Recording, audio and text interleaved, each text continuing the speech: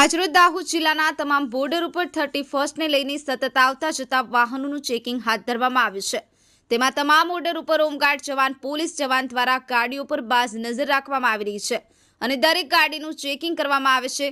31 ડિસેમ્બરને લઈને કોઈ વાહનમાં ગેરરીતિનો મુદ્દામાલ લઈને ન જઈ શકે તે રીતે કડકમાં કડક ચેકિંગ કરવામાં આવી રહ્યું છે। Dineshbhai Parmar, the mirror news, Dahod. Hi, હું છું ક્રુઝિન સિંઘાનિયા। આપની આસપાસના સત્ય સમાચાર જાણવા માટે જોતા રહો ધી મિરર ન્યૂઝ અને હા, લાઈક અને સબસ્ક્રાઇબ કરવાનું ભૂલતા નહીં। Thank you. નમસ્કાર મિત્રો, હું ફિરોઝ ઈરાની આજે તમને એક નવી વાત કરવા આવ્યો છું।